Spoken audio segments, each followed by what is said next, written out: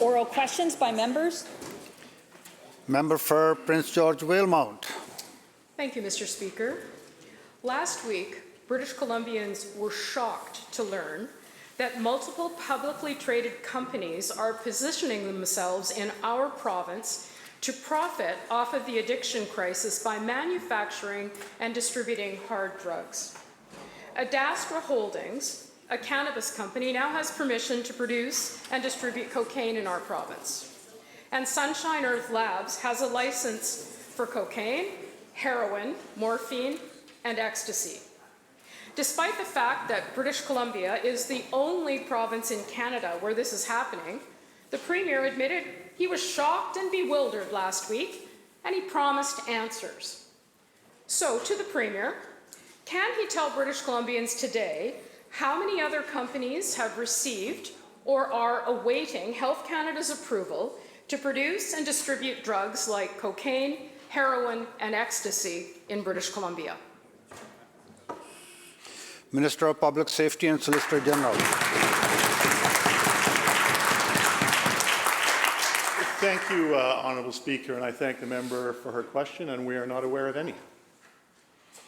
Member for Prince George Valemount, supplemental. Well, we should be very clear that we have companies in British Columbia who, in their own words, are positioning themselves to take advantage of the fact that our province is the only one in Canada that is moving ahead with decriminalization without, in fact, having met the checklist that the federal government laid out and without proper safeguards in place. So we should also be clear that last week, this government didn't know that currently there are 2 companies, so I can assure the minister that we're going to continue to raise this issue until this government gets the answers that British Columbians deserve. So again, to the Premier, how many companies have received approval, have applied, and are awaiting approval to possess, produce, sell, and distribute drugs like cocaine, heroin, and ecstasy in our province and nowhere else in Canada? Minister of Public Safety and... Thank you, Honourable Speaker, and again I thank the member for her question. As I said a moment ago, we're not aware of any. But what we are aware of, Honourable Speaker, is an opposition that decided to take a press release and make it appear to the public of British Columbia that this government was in favour of the legalization of cocaine and other hard drugs, Honourable Speaker, which is simply not true. And, Honourable Speaker, instead of checking on the information, they went out to alarm the public. When what became clear, Honourable Speaker, was that the company in question was completely wrong in what they have said. They do not have a license to distribute and sell and retail illegal drugs. They were given a license by Health Canada for research into drugs. What's clear, Honourable Speaker, is that cocaine and heroin and all the things the member wants to talk about are illegal in this country, illegal in this province, will continue to be illegal, and we do not support, and we do... Members, wait for your turn, please. Member. Thank you, Honourable Speaker. What's clearly changed, Honourable Speaker, or what's not changed, Honourable Speaker, is that opposition's inability to get the facts straight when it comes to the use of drugs.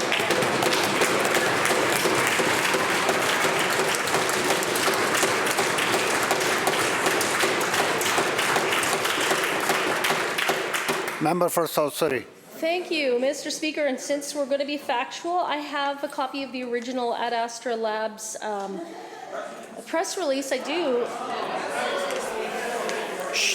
And I'm going to quote here, "We proactively pursued the amendment to our dealer's license to include cocaine back in December 2022.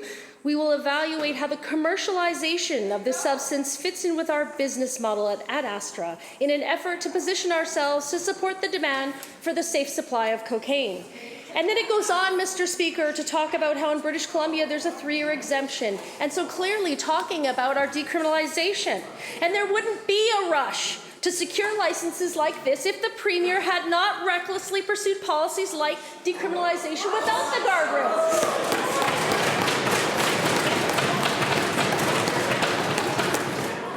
Mr. Speaker, Members, let's hear the question. Members. Mr. Speaker, the medical model of publicly supplied addictive drugs involves prescribing opiates, yes, as part of a step towards treatment. This medical model is what was endorsed by the Health Committee. Drugs like cocaine are not prescribed today.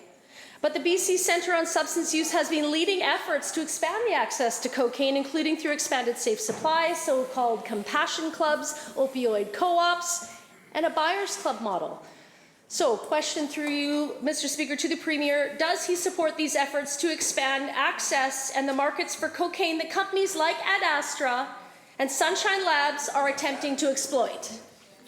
Minister of Public Safety. Thanks again, Honourable Speaker, and I thank the member for the question. And after this misleading approach that was taken last week, it's unfortunate that, again, they want to choose the same approach today in question period, when I know, Honourable Speaker, that they know the facts on this particular case. And in case their members don't know what the facts are, I'm more than happy to read them the statement from Health Canada, which went out immediately after Health Canada saw a copy of their press release. Thank you, Honourable Speaker. Ad Astra's Labs license does not, I repeat, does not allow it to sell cocaine to the general public. It also does not allow the company... Members. Please continue. Thank you, Honourable Speaker. It also does not allow the company to conduct activities with psilocybin. Notwithstanding the tight limitations imposed on your company on activities related to the license, your news release of February 22nd makes sweeping statements, including related to safe supply and decriminalization in British Columbia, that could lead a reasonable reader to infer that your company intends to sell cocaine to the general public. Honourable Speaker, Health Canada says they don't have the ability to do that and will not approve it. This side of the House says they do not have the ability to do that and would not support that. It would be illegal to do what they want to do, Honourable Speaker, and it will continue to remain that way, Honourable Speaker.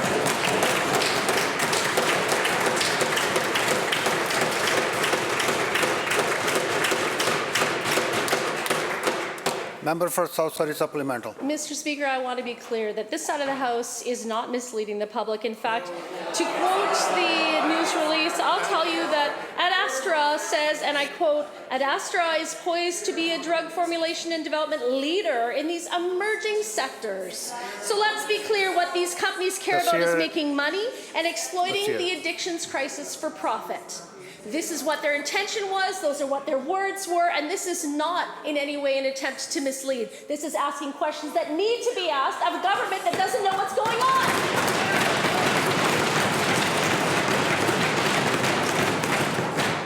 Companies plan to possess, produce, sell, and distribute hard drugs like cocaine in BC because they see a developing market here. This is why it's happening in British Columbia and nowhere else in Canada. And on Friday, Sunshine Earth Labs released a statement saying... Members, please continue. On Friday, Sunshine Earth Labs released a statement to the media saying, and I quote, while this notion may be difficult for some to accept, it represents the rational next step, end quote. And over the weekend, we heard of a private venture called The Drugs Store that plans to sell cocaine, heroin, and meth from a retail store in Vancouver within 2 weeks.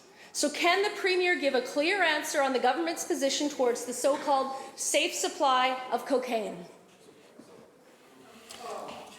Minister of Public Safety. Thank you, Honourable Speaker. And what we're witnessing here today in this House is an opposition that was shot down on their questions last week and is desperately trying to make an issue out of... Members, no need to... That is desperately trying to make an issue, Honourable Speaker, out of something that this government does not support and has made it clear it does not support, and as Health Canada made it clear it does not support. And I know the member likes to quote the press release, the first press release from the company, and I read to her the response from Health Canada. Now perhaps I will read you what Adastra has also said. That Members, the license issued to Adastra does not, and I will repeat, I know it's hard for them to understand, Honourable Speaker, and I get that. I get that because we saw...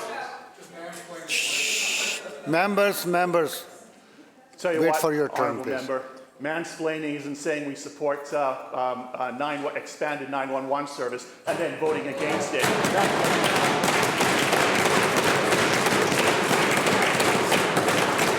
So the license issued to Adastra does not permit Adastra Labs to sell coca leaf, psilocybin, or cocaine to the general public. members will come to order. Minister will continue. Thank you, Honourable Speaker. I didn't know, pointing out a fact, that when this side of the House brought forward a specific issue to fund $150 million cost that would not be borne by local government, and instead will be picked up by the province to ensure that we have better 911 in this province that helps first responders and helps the public. That saying that, explain that is patronizing, Honourable Speaker. That says everything that's wrong with that,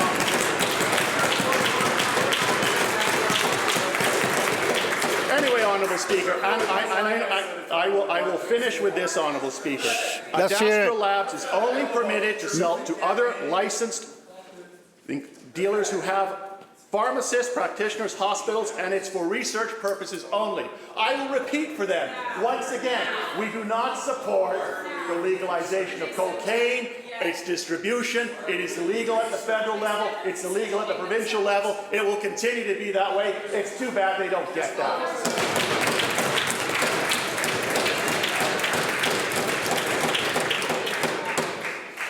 Leader of the third party.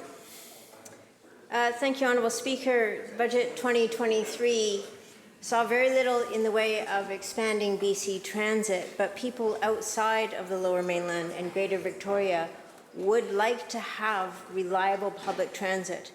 Let's just compare the CRD, where there are 30 buses a day between Souk and Victoria that cost $2.50, versus the Cowichan Valley Regional District with a population of 83,000 people, and there are 6 buses in the morning between 5:30 and 6:45 a.m. and 6 buses in the evening, and that's it. And they cost $10 each way. We have a deep inequality when it comes to public transportation in this province. If you live in Quesnel, you can't get a bus to Prince George. If you live in Merritt, good luck getting to Hope. Penticton to Vancouver, faster to ride a bicycle than to catch a bus. My question, Honourable Speaker, is to the Minister of Transportation. Does he believe that all British Columbians should have access to reliable public transportation in and between their communities? Minister of Transportation.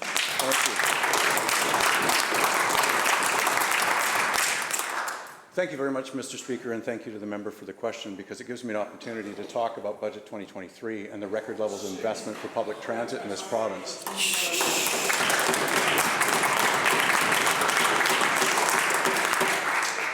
The service plan before government quadruples capital investments in public transit in every community around British Columbia that is served by BC Transit, Mr. Speaker. It builds upon record levels of investment in expanding operations of public transit services throughout communities in BC. Make no mistake, we are blessed in this province to have a system like BC Transit that other provinces do not have, where every community with over 5,000 residents has a service provider in the BC Transit system. We are expanding inter-community routes and services across this province, including in that member's constituency.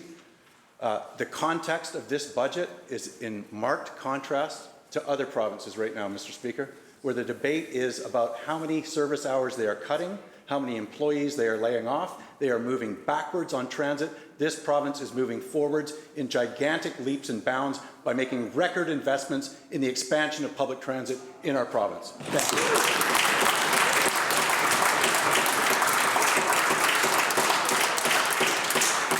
Leader of the Third Party Supplemental. Thank you, Honourable Speaker. I'm keen to hear more about these record investments. From what I saw looking through the budget was a $6 million increase to operations for BC Transit. Maybe the Minister can explain that part. And I'm also hearing that the plan for my riding is actually to reduce the number of commuter buses, not increase.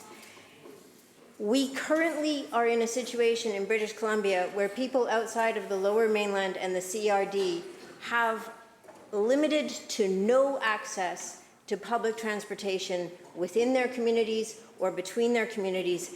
And honestly, having buses that are running that aren't part of a network, that don't meet the needs of people, that aren't reliable or regular enough, doesn't create the network of public transit that we need. I'm going to go back to my original question, Honourable Speaker, again to the Minister of Transportation. Does he believe that all British Columbians should have access to reliable public transportation in and between their communities? Minister. Thank you very much, Mr. Speaker. And again, to the member, I appreciate the opportunity to talk about some of the improvements that are happening. First of all, between communities, as she mentions, where there has been service gaps that have been filled by this government since Greyhound pulled out of here in 2018. We have worked very hard to create a new company called BC Bus North, which we are funding through the Northern Development Initiative Trust. We have also expanded the number of communities connected by BC Transit. Pemberton Whistler has a commuter, Nelson Castlegar, Trail Castlegar, Osoyoos, Princeton, Kelowna is now connected to Penticton. There is service from Vernon to Kelowna, operated by BC Transit. And as the member knows, there is service from Victoria to Cowichan Valley that didn't exist a couple of short years ago, as well as between Victoria, Shawnigan Lake, and the new Nanaimo-Cowichan Express, which we introduced in Budget 2022. I know the member will probably vote against this budget, even though it represents the largest expansion of BC Transit funding in decades, Mr. Speaker. For the record, the member should know, and perhaps I would direct her attention to BC Transit's service plan, but the service plan calls for $1.35 billion in operating funding for BC Transit. That is the largest sum of money for operations of transit, allowing an expansion of service that this province has ever seen, as well as a record investment of $1.2 billion in capital. And on top of that, Mr. Speaker, this budget, introduced by our Finance Minister for the first time, introduces money to align affordable housing with public transit expansion through the introduction of a transit-oriented development fund. That's what progress looks like, Mr. Speaker, and that's what this budget does.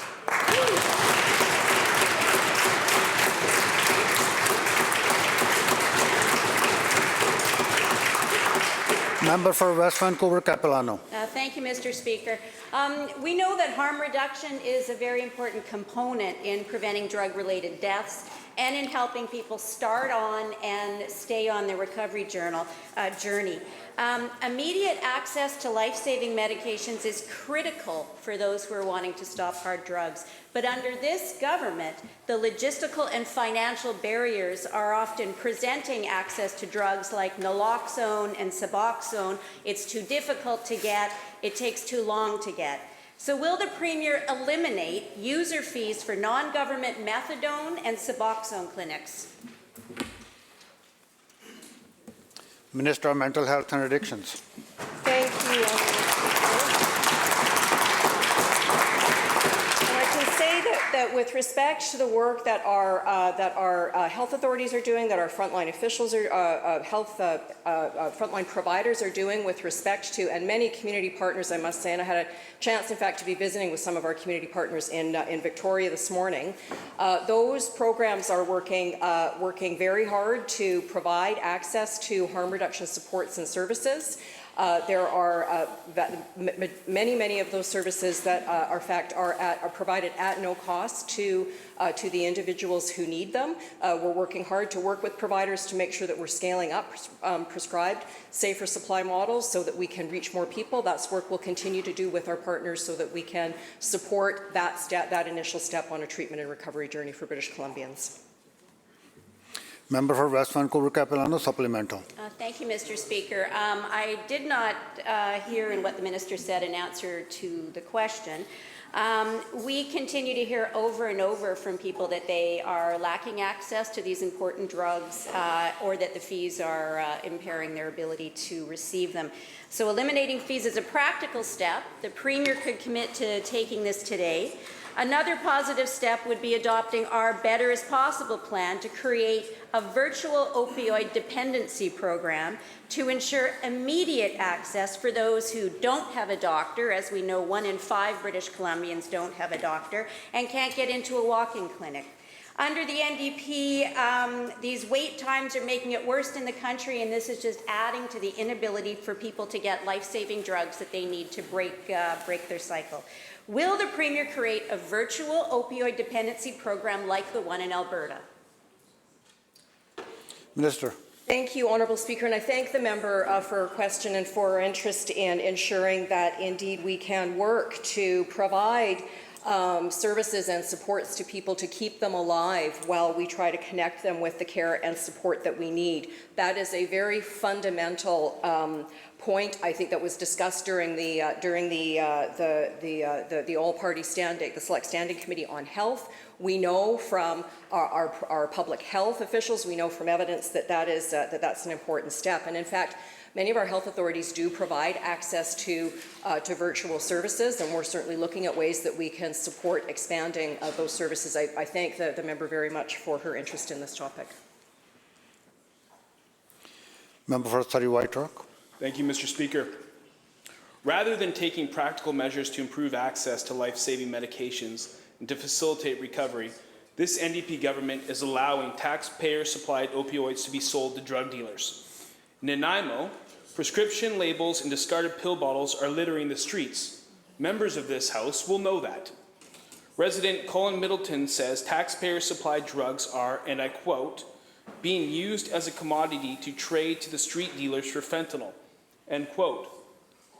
This NDP government has failed to provide oversight of drugs that are ending up in the hands of high school kids and increasing drug use and drug addictions. You can moan all you want, but this is what's happening on the streets, and members of this House know it. So my question is to the Premier. Can families trust this Premier when oversight and protections are missing, and now we see publicly traded companies lining up to profit from so-called safe supply?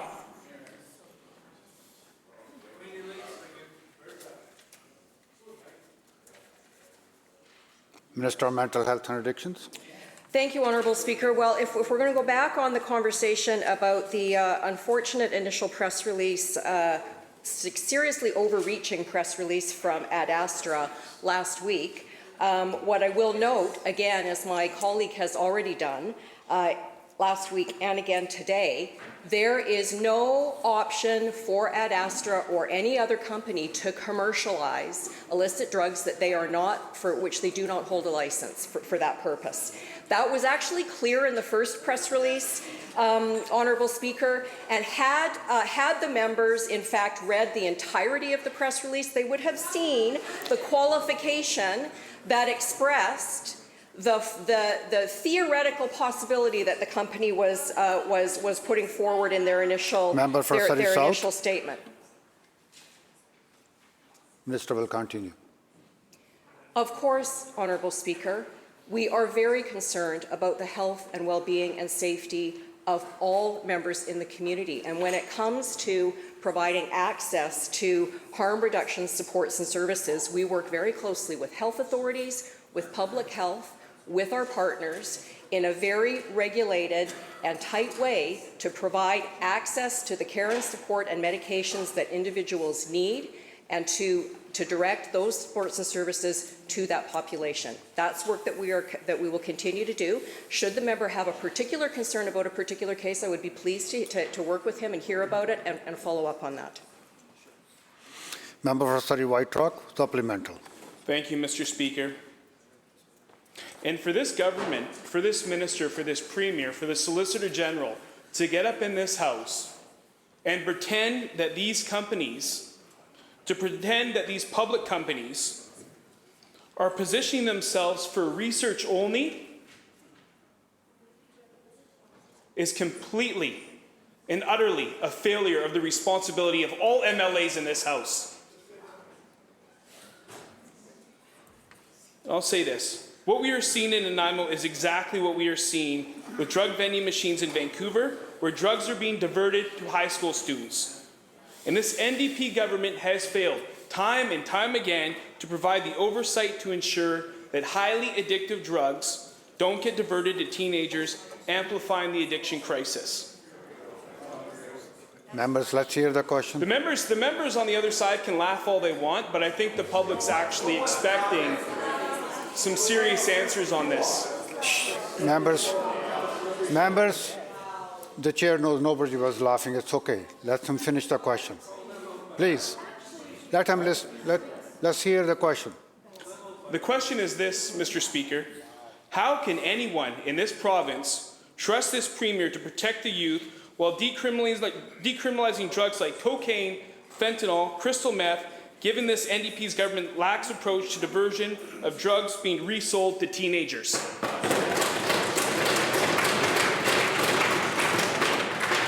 Solicitor General. Thank you, Honourable Speaker. The desperation of this opposition, Honourable Speaker, knows no bounds.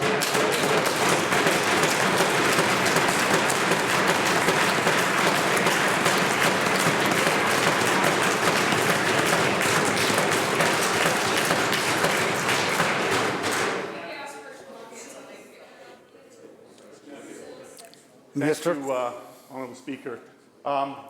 We asked British Columbians how they feel in 2020. Looking at the numbers, they seem to like us a lot better than that side of the House.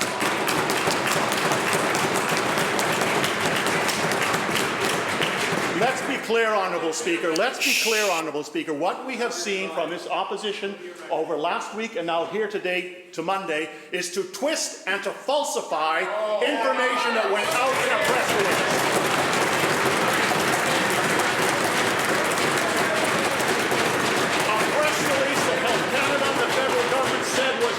True, and they know it, Honourable Speaker. Honourable Speaker, this side of the House has made it clear that we do not support the legalization of heroin and cocaine like they want to suggest on the other side, Honourable Speaker. This side of the House has made it clear that that press release was wrong, that what they're wanting to do is wrong, and that the approach that we have taken, Honourable Speaker, when it comes to harm reduction is to go with health experts, those with lived experience, the police, the chiefs of police who support the approach that we have taken, Honourable Speaker, and we have been evidence-based. That's exactly how we are going to deal with the opioid crisis and the addictions crisis in the province, and we are not going to deal with it by the fear-mongering and the falsehoods coming from that side of the House.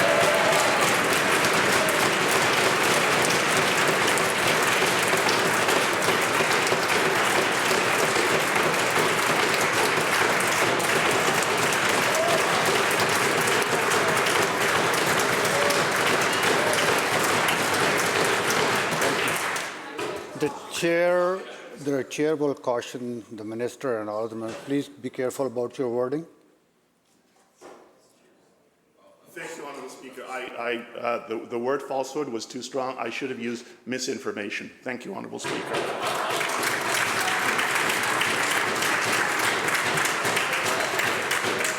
Opposition House Leader.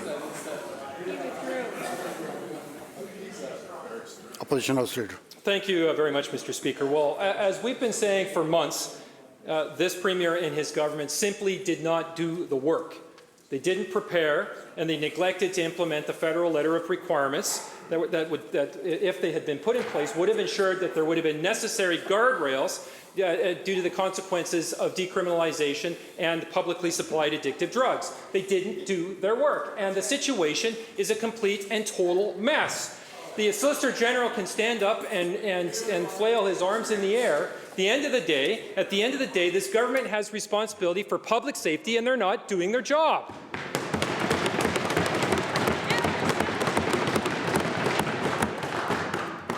The lack of preparation was confirmed when the Premier confessed last week that he had no idea what's going on. and saying, and I quote, "I was astonished. I share your shock. I didn't even believe it. I don't understand. I'm absolutely astonished." End quote. This is the response of the Premier of British Columbia. What is shocking is the apparent disconnect between the federal government and the provincial government about what's actually going on. That's not reassuring for British Columbians at all. And Mr. Speaker, at the end of the day, ironically, the Premier even said, "We can't afford missteps," end quote. That's exactly what's happening. We've profiled this last week. We've said it again today. Publicly traded companies positioning themselves to commercialize and exploit this crisis. Opioid co-ops and private companies working to increase access to hard, addictive drugs. Lax oversight that is enabling the diversion of hard drugs to teenagers in Nanaimo and Vancouver. And guess what, Mr. Speaker? This isn't happening in any other part of the country. It's happening here in British Columbia because this Premier and this NDP government rushed headlong into decriminalization and publicly supplied addictive drugs without the necessary guardrails in place.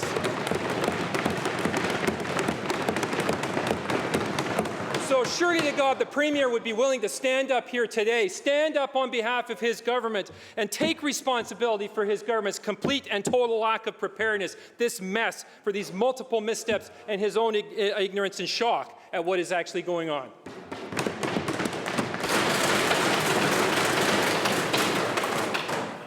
Premier.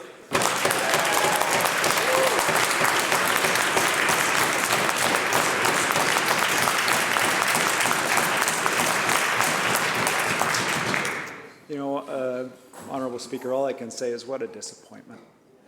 What a disappointment. Not a surprise, not a surprise, but what a disappointment. You know, the issue of people dying in the toxic drug crisis, you know, we were making traction before the pandemic, and then during the pandemic, drugs got far more toxic. And the chiefs of police joined with us, joined with the opposition, joined with this side of the House, joined with a third party and said, decriminalization is a way to get between predatory drug dealers and people struggling with addiction. Let's give it a shot. Let's try what we can to keep people alive. And that side of the House had so many chances to vote on it. Motions, parliamentary committees, and we were united in that because we're trying to save lives, we're trying to keep people alive, get them into treatment.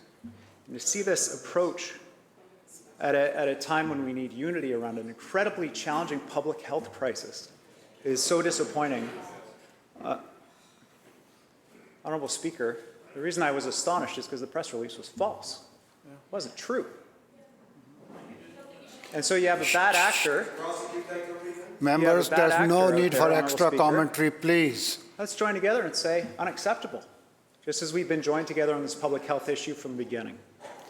Now, I'll say, Honourable Speaker, we've made some important investments in the budget to address a shared concern, making sure that treatment is available for people when they need it. That's why we're trying to keep people alive, so they get into treatment, $1 billion to open beds across the province. But, Honourable Speaker, people who want to commercialize hard drugs, people who want to sell hard drugs and profit from that in our province, if that company wants to do that, we're going to take their lab, we're going to take their business, we're going to take their homes, Honourable Speaker, just like we did with the Hells Angels clubhouses. Right?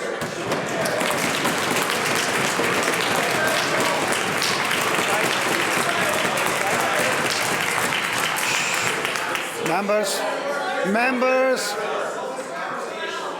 please. Members will come to order, and the Premier will conclude, please. Who got the job done, Honourable Speaker? Who got the job done? Just like we shut down money laundering in our casinos, the pros.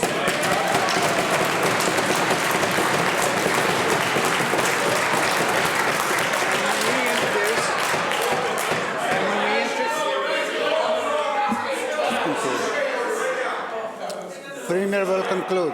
Premier will conclude. Please conclude it. And when we Members, let's finish it. Member for Vancouver-Langara. Why you're prolonging it, members? Please. We told landlords that host businesses like this, we're going to take their properties, and when we finish the job with unexplained wealth order legislation, we're going to introduce this session. I hope the other side of the House will vote for it, Honourable Speaker.